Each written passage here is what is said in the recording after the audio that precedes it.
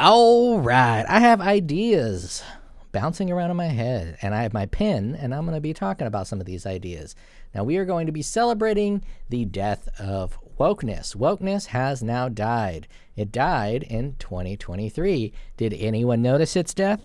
Probably not. Maybe a few of you, but most of you probably did not notice the death of wokeness. And I'm going to go through and talk about the birth and the life of wokeness. Now, wokeness actually started kind of in the 90s as a more black community, almost like a Black Power, Black Panther, stay woke. That meant be aware of the fact that there is systemic oppression in the past of your community, and at the time, the present, through things like redlining and slavery and racism, and that there is a oppressor that is oppressing the black community. And it was kind of in the black community in the 90s for quite a while until, like all black things, white people came in and took the phrase woke and they stole it from the black community, like we so often do. And that was in 2011. 2011 is the woke beginning and co-opt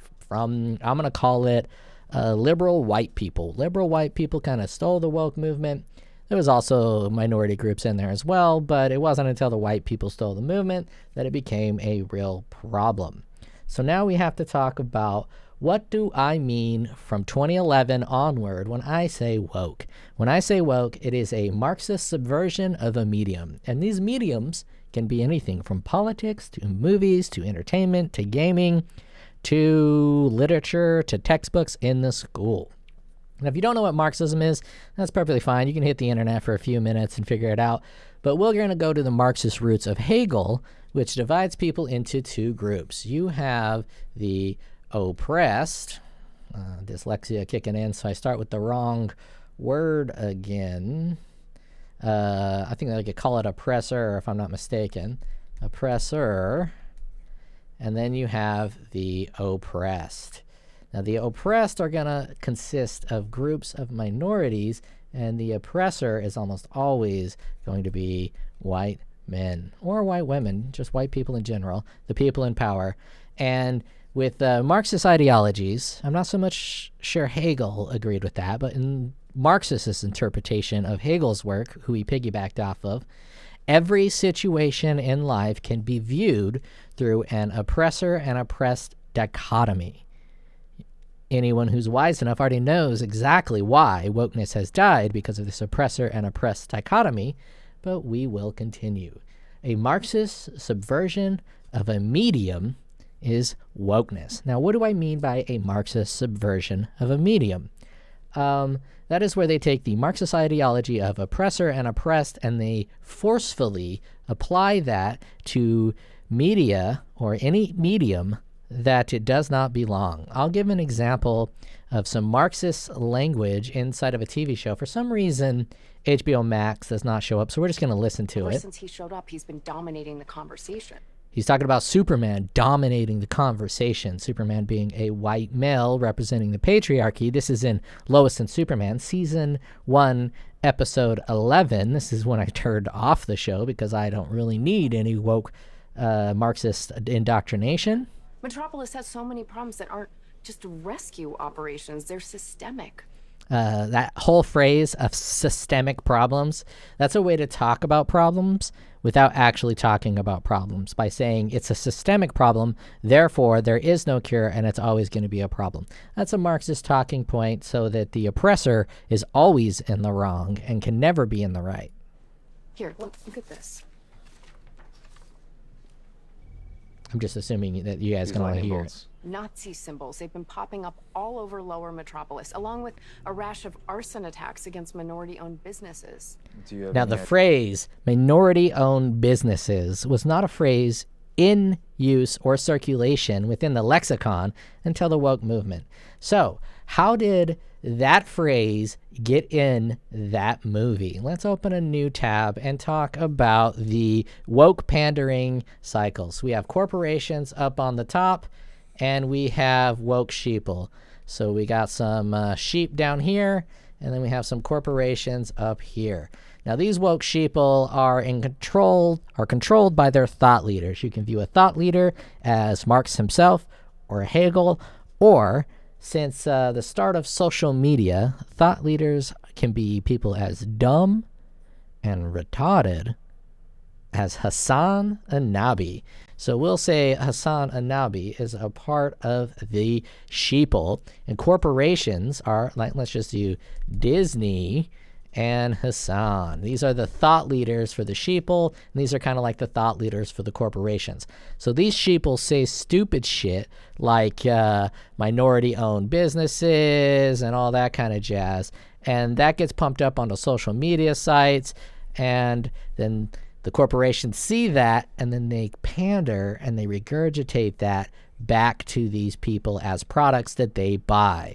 Corporations only care about money. It's always been that way in a capitalist society. If they try to do anything beyond try to get your money, preferably through really good entertainment, but they can do it through other means, like pandering to the woke. So woke people say a bunch of dumb shit on the internet. Corporations read this dumb shit, and then they make movies with that dumb shit in it to feed to the woke people, and it creates this little loop right here. This is what has caused that phrase we just heard in that Lois and Lane episode to happen. Now, the difference between pandering and wokeness is that wokeness is always rooted in the oppressor-oppressed dichotomy of Marxism. If that is not present, it is no longer woke. And corporations don't understand that, and they don't give a shit about oppressor and oppressed. They're the oppressors. They don't care. What they want to do is make money. So they think that these woke people saying all this dumb shit on the internet are customers of the oppressor, which in most cases they are. So they make shit like this. This scene here in The Avengers is a girl boss, girl power scene that is not woke, but it is pandering to woke people. Now, most people will just group them together and they'll say it's a distinction without a difference. But there is a difference, and this difference is how wokeness died. So not all pandering is cringe. Like, this is super cringe to me when this happened. It doesn't bother me. It doesn't ruin the movie. It's not a subversion of the art, really. It's just a girl boss, girl power scene in a movie. It's very similar to this scene here, which is just incredible. Bitch. Bitch. Bitch. You son of a bitch. This is manly What's the matter? pandering. The CIA got you. This is like a male version of this scene from The Avengers. Two men doing a badass handshake going, Dylan, you son of a bitch. It's a classic, and we love this pandering. This is great pandering. And I'm sure there's women out there who loved this scene. They love to be pandered to. I don't know any of them, but I'm sure there were a few. In the theater that I watched it in, this had an audible moan and groan of cringe when this happened. So it's not exactly the best pandering. It's nowhere near as good as this pandering, but it's still pandering. And South Park didn't focus on wokeness because Matt Stone and Trey Parker, they have their thumb on the pulse. They know what the fuck they're doing. They are brilliant. But what they did do is lambast pandering. Put a chick in it, make her gay. Put a chick in it, make her gay. Now, pandering is not exactly that big of a deal as long as you're still making good products. The woke movement, there's a phrase that says, go woke, go broke. If that were true, no corporations would be going woke. So going woke was actually making corporations profitable, and they were able to be super lazy. And the South Park Panderverse covered that beautifully, so I am not going to really cover on that topic. South Park absolutely nailed it, and they did it from a pretty fair and balanced perspective because they also made fun of people like Hill vs. Babyface, who was raging and complaining about the fact that a futuristic game called Starfield had gender options. Now, if you think in 300 years or whatever Starfield takes place and we are in space, if people changing their genders is not going to be a thing, I gotta tell you, you're probably crazy. They're probably gonna have all types of weird custom shit. So Starfield having gender pronouns, or I don't know what Starfield had. I didn't watch the video. I just heard other people talking about how dumb his take was. Might not even have been that dumb. But a lot of these anti-woke people have become inflamed a little too aggressively. The more that the woke panders, the more that the corporations pander to the woke, the more inflamed they get. And in the South Park Panderverse, they make fun of those people by saying Kathleen Kennedy's under my bed, and they're going to change all of my favorite properties with strong and diverse women. It's a bit of a ridicule on how outlandish they can get on that side, on the critique side. So here's the corporate pander loop. Now over here, I said that wokeness started in 2011. There are some people like Tim Pool who said that wokeness started as a response to the Occupy Wall Street movement, meaning they wanted to squash the movement. So what they did is they introduced identity politics so that it would shut the white men up so minority groups can talk. So they introduced the identity politics, and then minority groups would interrupt white people anytime they would try to speak and say, well, you know, you're in the oppressed class. They wouldn't use these words. They would subvert these words. They say, you're in the oppressor class, we're in the oppressed class, maybe you shut up. And that killed the movement. That is a little too conspiratorial for me, and I'm a fan of Occam's razor. And for me, the more simplistic explanation is that humans have always been and always will be pieces of shit. And with the rise of social media, those pieces of shit were enabled to be the pieces of shit they were always meant to be. Now, before we get to that, I say that wokeness started in 2011, 2012, and I need to provide a little bit of evidence for that. So I'm going to use Google Trends. Obviously, I was alive. I am well in my 40s. I was alive through the 90s. I watched all of this happen. I watched all of this unfold. I was there for it. I am basically your 90s, 2000s, 2010s historian on record. I am the historian of record. So we can do some search terms on Google for the term woke. And right here in 2012, Occupy Wall Street was right here in the 2011s. You see it start to rise up, and then it comes to a fever pitch, and then it just goes insane. Now, woke existed beforehand, so you can see it being used before then. As I said, it started, I think, in the black community, at least in America, and then co-opted by, liberal white people. And then we got other words that are more on the woke ideology. Now, heteronormativity is a woke word that I imagine a lot of people in this world have no clue what you're saying when you say heteronormativity, because this is a woke ideology that is creating woke terms, and heteronormativity is then going to, from the sheep up into corporations, and corporations going to take that word and then they're going to feed it back to the sheep, and it's going to create this little fecal cycle here where they eat on each other's refuse. And then we can go to cis man, and this is an expansion of the wokeness. The term doesn't really exist. All these little blips are likely just accidental Google searches, and then it explodes. So this is why I put the pin right about 2011, 2012 is when the modern day woke craze began, and it ends in 2013. You can see a decline, but I doubt that's related. The death rattles are going to take a while for the wokeness to get out, and we will cover that in a bit. But as I said, Tim Pool thinks, and a couple people of his ilk, that it comes from the Occupy Wall Street, and that there's some like rich or powerful people that wanted to subvert the Occupy Wall Street movement, so they introduced identity politics and the movement fell apart. I don't necessarily believe that, because I was around for the 1990s for the Battle of Seattle. Battle of Seattle took place in 1999. Wokeness didn't really exist back then. There was a few grumblings about it, but for the most part it didn't exist. And then that ideology was not put in place to stop the Battle for Seattle protests, which were essentially the exact same thing as the Occupy Wall Street. So that's a little bit of evidence that that is not the case. Now, you could say that they didn't have their shit together, and after the Battle for Seattle, they then got all this Marxist woke ideology stuff set up and ready to infiltrate if this ever happened again. And that's still a little too conspiratorial. And going back to my theory that people are just pieces of shit. That is where I believe Occam's razor lies. Now, Occam's razor, I'm sure you all know it. When you have two competing theories, it's always a good idea to go to the one that makes the most sense, the one that is most logical, most reasonable, and most simple. Now, it's more easy to understand wokeness as people are pieces of shit, because we all know that to be true, then there are some large corporations or large entities of rich people that are trying to keep the poor people down by forcing the poor people to fight amongst other poor people in this oppressor-oppressed dichotomy.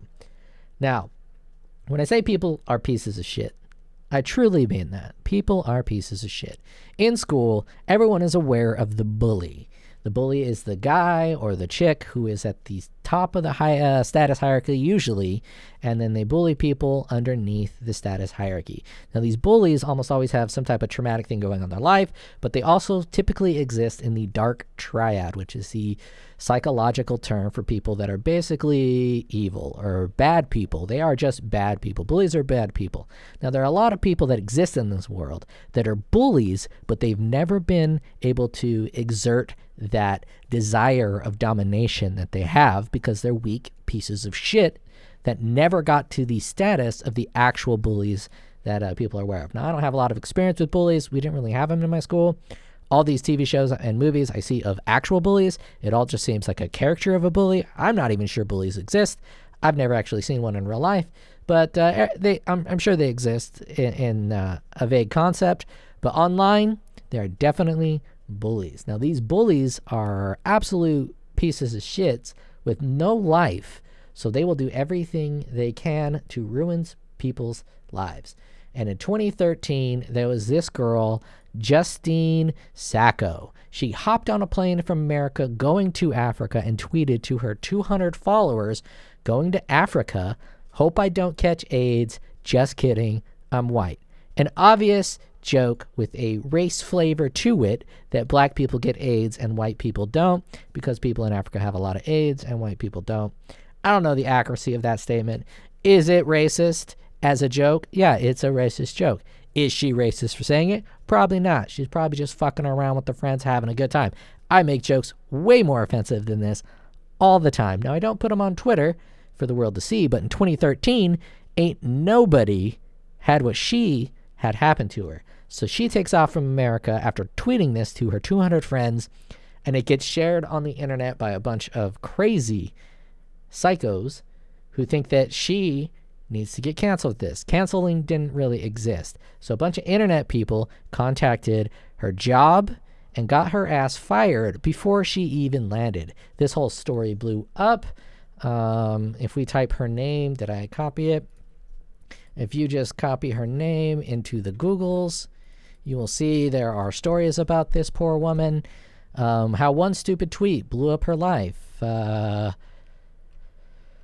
Anyways, yeah, so she tweeted some shit in 2013, lost her job.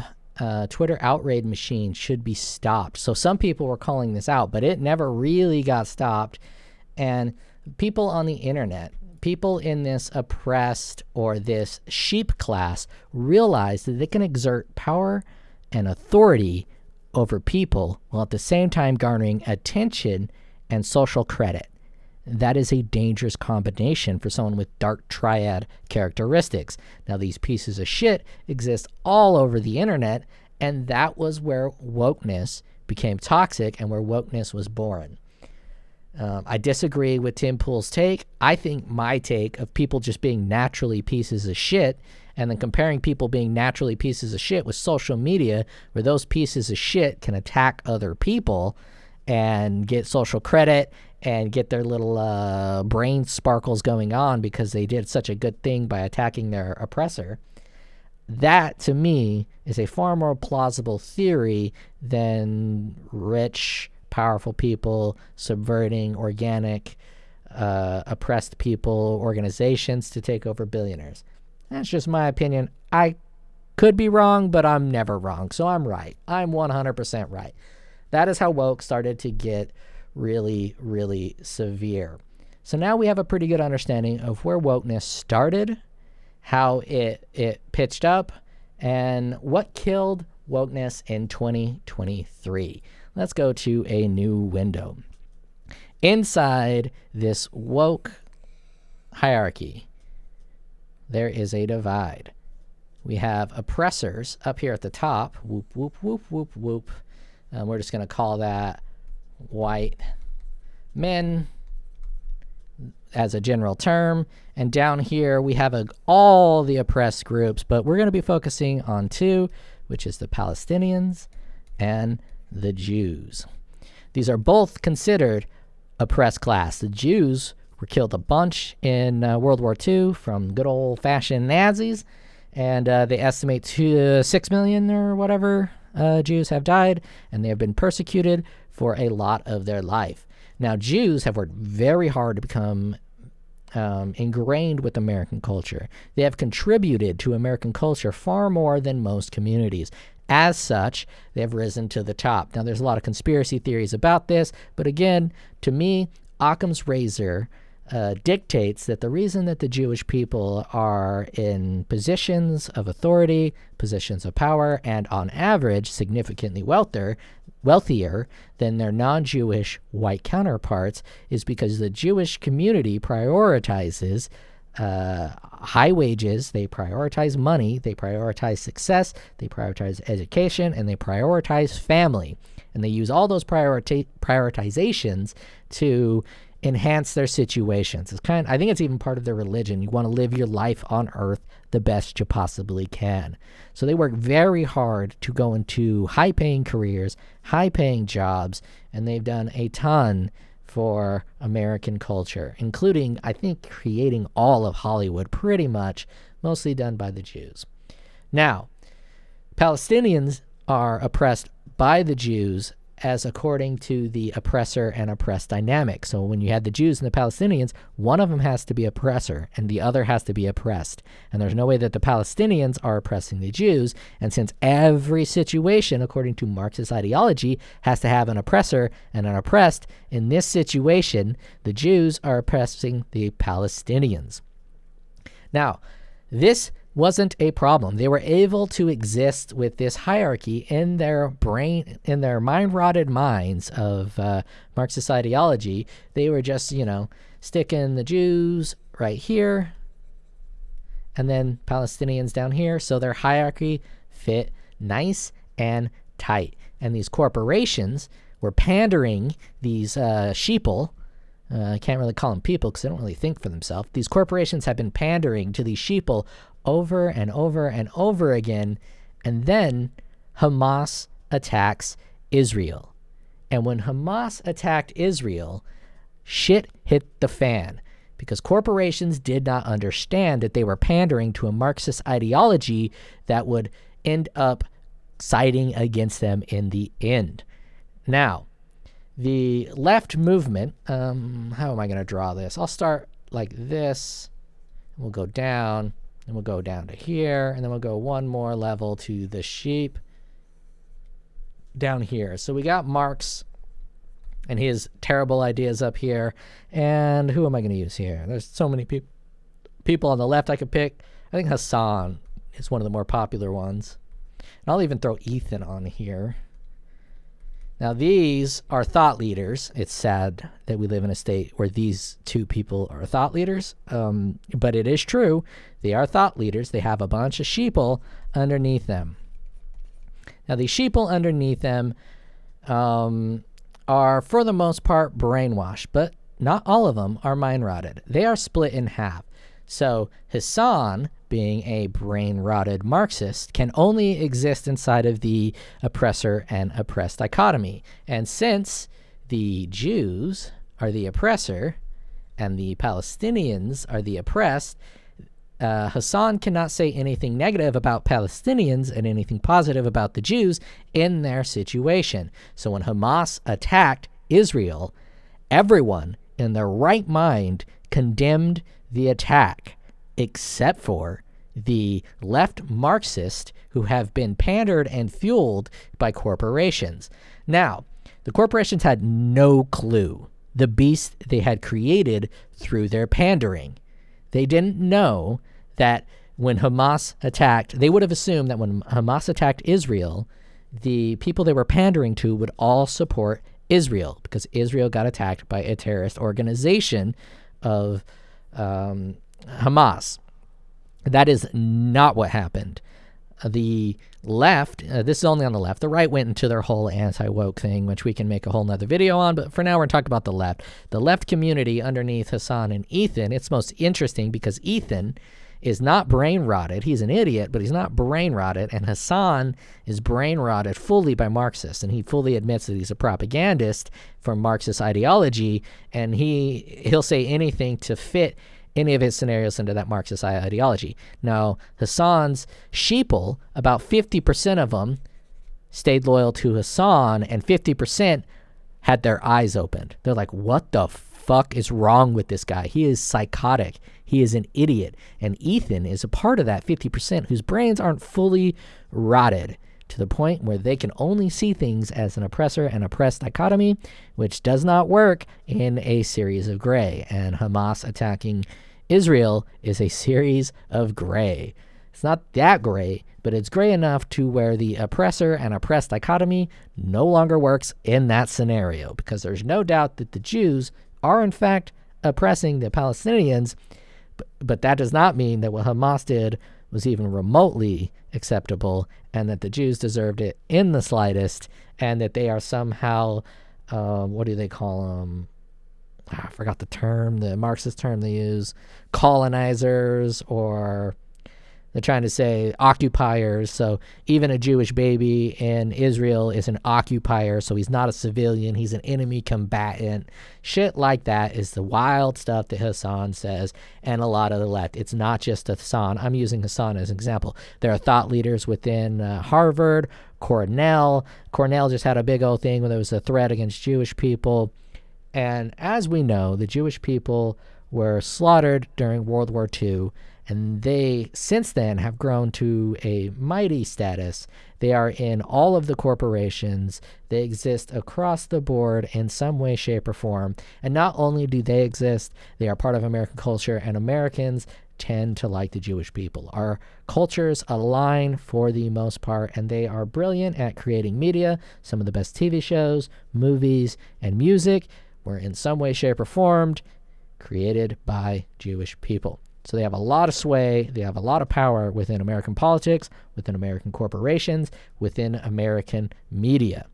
Now, I'm not going down the conspiracy theory route of saying that that is somehow nefarious. I think it's completely organic.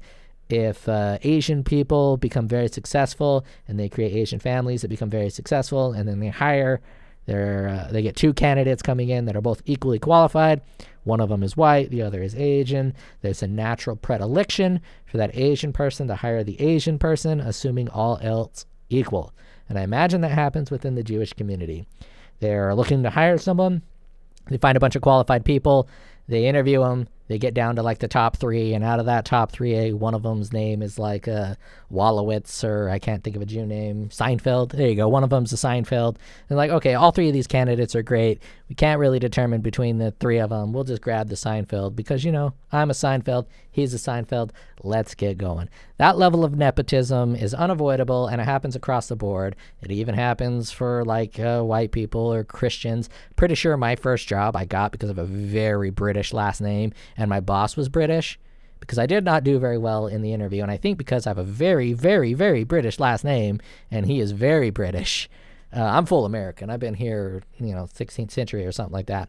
But I come from Britain, 500 years ago. I don't know when you actually get to say you're American, but I identify as American, not British. But my last name is ultra British. I'm pretty sure I got the job through a little bit of minor nepotism over the fact that he hired me because he was looking for someone who was similar to himself. Perfectly natural. A bit of a rant. I hoped I would avoid some of these rants by creating this little workflow, but it's unavoidable when you're talking about these topics. So I don't subscribe to the Jews control the world theory, but they do have a lot of power, and that is undeniable.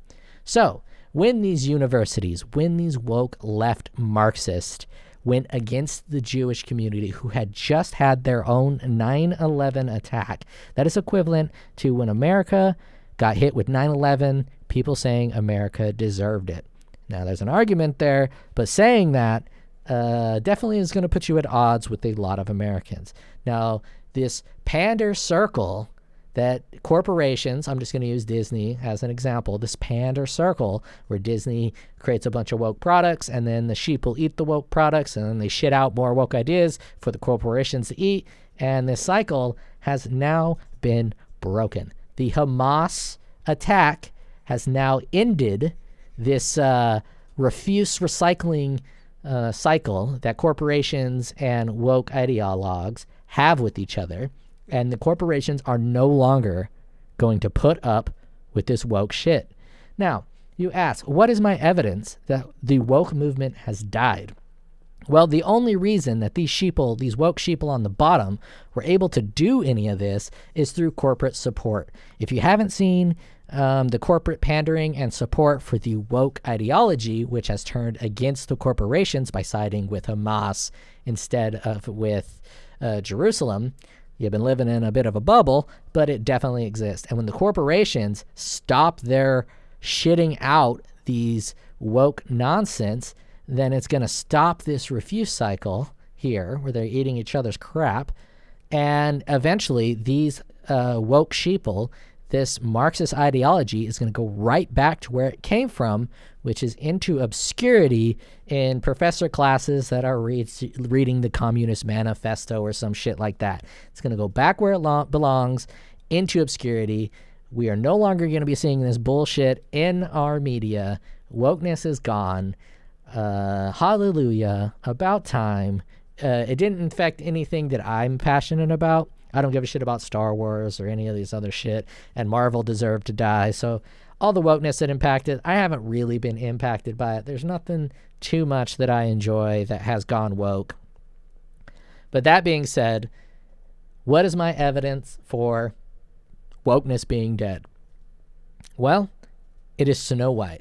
I think that Snow White and the 7 magical creatures is the crescendo of the woke movement. So the woke movement rises like this, boom, boom, boom, and then it plateaued and then it slowly started to go down and it's going to fall like that. Disney's Snow White and the 7 magical creatures was right here. The woke movement was already starting to decline a little bit, but Snow White was made all up in this peak, and then its release time is actually after the fact. So Snow White was built during the absolute crescendo of the woke movement, and then the woke movement already started to decline a little bit, and Disney has now scrapped the Snow White movie. It is now canceled, and they're going to reshoot it. So it's no longer Snow White and the 7 magical creatures. It is Snow White and the 7 dwarves. I don't know if that's the title, but they are now creating 7 digitally animated dwarves for Snow White to engage with. Now, obviously, Renee Zellweger, I think, is still Snow White, and I don't think race swapping is really that big of a deal. For the most part, if Rachel Zellweger can sing and she can handle the role and she does well, she'll do well. Given the historical past in Disney, all of their musical performances have been subpar, below the original musical performances, a little flat, a little auto-tuned, lacking dynamics, lacking character, like Will Smith's Aladdin.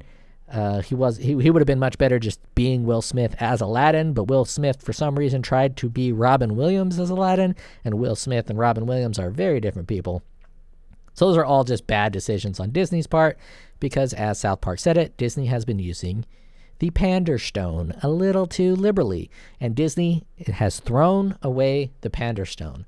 My evidence for that claim is the fact that they know that the woke movement is anti-Israel, is anti-Semitic, downright likely wants all the Jewish people to leave Jerusalem and have no home place and essentially be genocided. I'm not going to say that's exactly what they're going for, but in the oppressed-oppressor dichotomy, they are putting the Jewish people as the oppressor, so therefore they are the enemy of the Marxist woke left. And corporations are not going to be okay with that. They are not going to support this woke movement now that they know exactly who they got in bed with. They got in bed with some filthy dogs, and they got those filthy dogs fleas. Now they are going to wash those fleas off. And I honestly think that the fact that Disney is canceling Snow White, and the fact that the universities are going crazy, and that the left has fractured itself between insane left and normal left, and there are so many thought leaders. So Disney in itself is a thought leader, right? So you have Disney up here as a thought leader. Disney X's out on all that woke shit, cancels Snow White, and creates a new Snow White up here. And let's just say that there's no wokeness in the new Snow White, or at least minimal wokeness. They cut out all that Snow White and the 7 diverse creatures bullshit, and they put the dwarfs back in. So Disney does that as a signal, and all these lesser corporations that are not Disney, but they're smaller, like Paramount, Sony, fucking Netflix, they're all watching. Now, Netflix is probably a little woker than Disney, maybe, but they're all watching what Disney's doing, and they're all watching what the left online is doing. They're all watching what the universities are doing, and none of them like this anti-Semitic shit. After World War II, there's no way in hell that these corporations are going to side with a group that puts Hamas above Israel. It's not going to happen. Disney is signaling that they are done with it. They are over it. And now, that is my explanation for why wokeness is dead. I believe I am correct. We will find out over the next 10 years or so. As you see, this is how it's going to go. It's going to slope down like this, and the crescendo of wokeness is Snow White and the 7 magical creatures, and the death rattle of wokeness is Snow White and the newly formed 7 dwarves. Now that is the timeline of wokeness from 2011 to 2023, and wokeness is now dead. We can all celebrate. This woke shit is going to be out of our movies. We're not going to go to an X-Men movie and have some dumbass say, instead of X-Men, it should be X-women, even though X-Men stands for mankind or human, and X stands for a mutant, a mutation, a mutated human, shorted to X-Men. Just like when it says men at work, it doesn't literally mean males at work. It means humans at work. It's just shortened. Mankind is not male kind, it's humankind, which is shortened to mankind. It's not gendered, but these ridiculous woke people have been pretending like it's gendered because they need to do so as part of their ideology. And I am so fucking excited that wokeness is dead. Ding dong, the witch is dead. That is the end of this video. I did it all on the fly, so it is not expertly crafted. But you know what? I enjoy that a little bit more than trying to learn how to edit videos and make graphics and move shit around. I'll just use this little pen, and my brain and my ideas are my content.